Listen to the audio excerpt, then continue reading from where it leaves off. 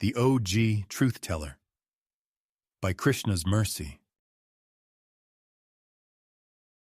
Tam padmavaktram daityendraha kadachit strivritah khalah balam gurugriha yatam dadarsha swayathekshanam grihitva tu kare putram pattika ya sushobhana मूर्धनि चक्रांकिता पट्टी कृष्ण नामांकिता दरात. Quote, one time, that wicked king of the Daityas saw his son of lotus-like face and beautiful eyes, surrounded by women, having returned from the home of the guru. In his hand, that boy was holding a slate which had the mark of a chakra at the top and the name of Krishna, written with great adoration. Narasimha Purana, 41:35-36. Let me describe to you a disturbing trend that I have noticed. I have the proper conception in my mind, and I only hope to properly convey that idea through words. More and more, we are seeing individuals previously unknown becoming prominent. It is usually due to their ability to speak, to convey a message, and to rally others around a cause. They might travel through something informally known as the podcast circuit.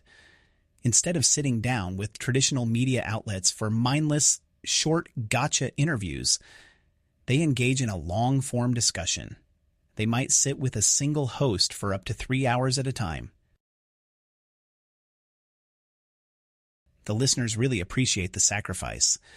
They are open to the in-depth discussion. They prefer the format with an honest and open dialogue, without the host inserting their agenda into the conversation. Surely, sections emerge which are easy to clip. These are smaller videos cut out from the full episode to allow for viral sharing online. The reason these guests become popular is obvious, at least to me. They are more or less speaking the truth.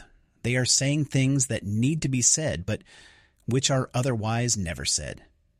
The corporate media types parrot the same message, the same headline, and the same criticisms. It has turned into a joke. The dishonesty is everywhere, if you care to notice. You cannot call such media outlets partisan or biased. They are simply dishonest. The part that bothers me here is that the people speaking honestly often have lots of money.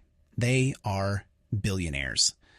They made their money some way or another. That is their point of entry for attention. In other words, if the average person were to voice the same truths, no one would listen to them. The hosts of the shows would ask for additional credentials. They would need to justify to their audience why someone of relative anonymity should be provided such an important platform. There is also the risk involved.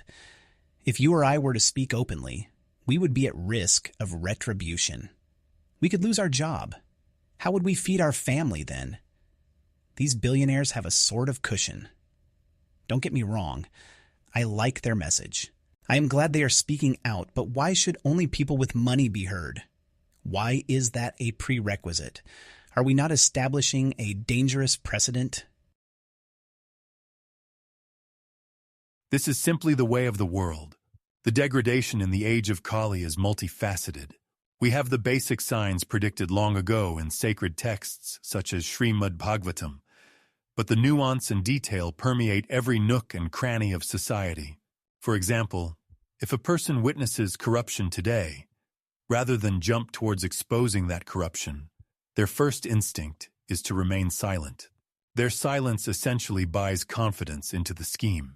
They will remain in the good graces of the co-conspirators. What is to be gained by speaking out anyway?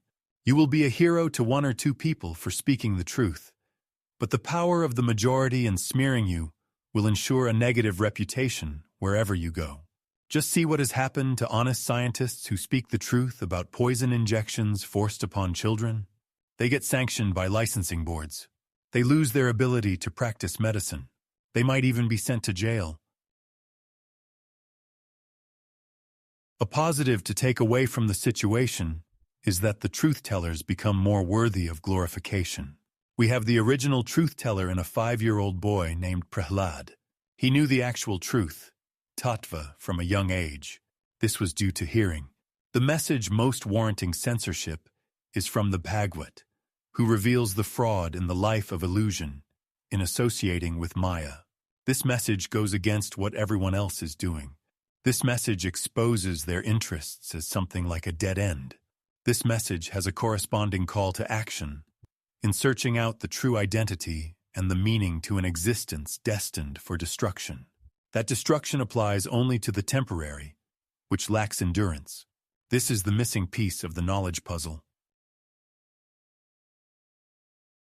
Na sato vidyate bhavo, na bhavo vidyate satah. Ubhayorapi drishto antastvana tattva darshibhi. Quote, those who are seers of the truth have concluded that of the non-existent there is no endurance, and of the existent there is no cessation. This seers have concluded by studying the nature of both. Lord Krishna, Bhagavad-gita 2:16. Prahlad spoke the truth in a place where simply uttering the name of a single person would get you in trouble. Prahlad did not hold back. If provided a slate for learning in school, Prahlad would write the name of that outlaw. Prahlad would write the name of Krishna in a beautiful and reverential way. He would draw a symbol associated with Lord Vishnu, who is the Supreme Personality of Godhead. There was nothing to cushion the blow. Prahlad could not fall back on shares in a publicly traded company worth billions of dollars in a hypothetical liquidation. He could not buy attackers off. He could not apply physical force to defend himself against retaliation. The force attacking him would be the very head of state. Prahlad's father, Hiranyakashipu, ran the kingdom of the Daityas. This kingdom happened to wield the greatest authority in the world at the time. Prahlad showed devotion to Vishnu, and the father did not like it. The father could not tolerate hearing the message. What to speak of sitting down and patiently deliberating upon the principles presented. This was not your typical case of dogmatic insistence.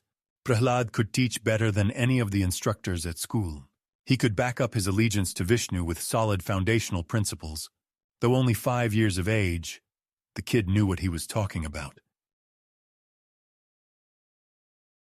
Shri Prahlad Uvach, Na kevalam me bhavatascha rajan, savay balam balinam cha paresham, pare vare mi sthir jangama ye, brahma dayo yena vasham pranitah. Quote, Prahlad Maharaj said, My dear king, the source of my strength, of which you are asking, is also the source of yours. Indeed, the original source of all kinds of strength is one. He is not only your strength or mine, but the only strength for everyone. Without him, no one can get any strength. Whether moving or not moving, superior or inferior, everyone, including Lord Brahma, is controlled by the strength of the Supreme Personality of Godhead. Srimad Bhagavatam 787. The father tried to censure Prahlad. That did not work. The father tried to censor Prahlad. That did not work. The father could criticize, condemn, and even physically attack. Prahlad would not change his ways. His devotion was so strong that it was protected by the very object of devotion. Hiranyakashipu failed to see the supposedly invisible hand of Vishnu supporting Prahlad. That is, until the invisible turned visible in the amazing vision of Narasimha. In closing,